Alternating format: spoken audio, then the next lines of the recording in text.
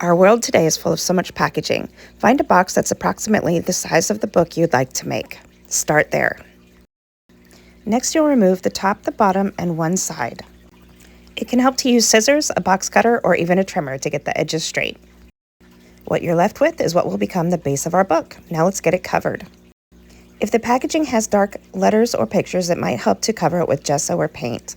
I'm choosing to cover mine with packaging paper.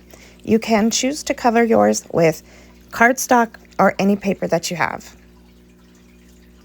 Cut the paper down so you have about a 1-inch border around the whole thing.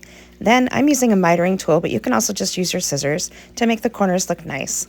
Add in your glue that you'd like to adhere it with. I'm using liquid glue here, but you can use double-sided tape or whatever you like. Fold along your table to make the edges look nice. I cut the triangular pieces out just so it would open and close easier. Next, I sprayed the paper with some Distress Oxide spray in saltwater taffy. Then I dried it, and now we're going to decoupage with a napkin. This was a little tricky because the napkin, once opened, has the image going 2 different ways, so I cut it apart into pieces so it would all go the same way. If you're using a napkin to decoupage, make sure you take those plies apart. You want to get down to just 1 layer.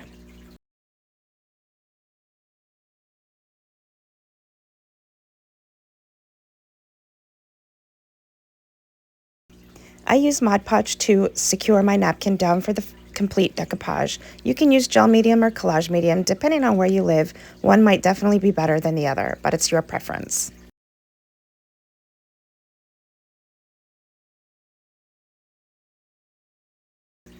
I also add in a top coat to make sure that my napkin is completely sealed in. Next, I used a Tim Holtz Ideology frame, sanded it down, added some ink, and glued it around my image that I wanted as my focal point. Then I additioned some pieces. You can see this in a live that I have. I'll link it down below. And added some flowers here and other lace.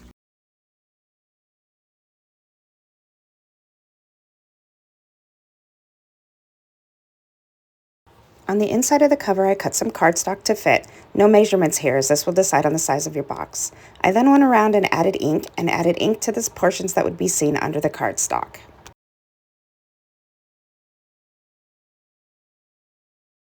Be sure to catch this other video as I craft the cover. You can watch along. I'd love it if you'd like and subscribe. Thanks so much for watching.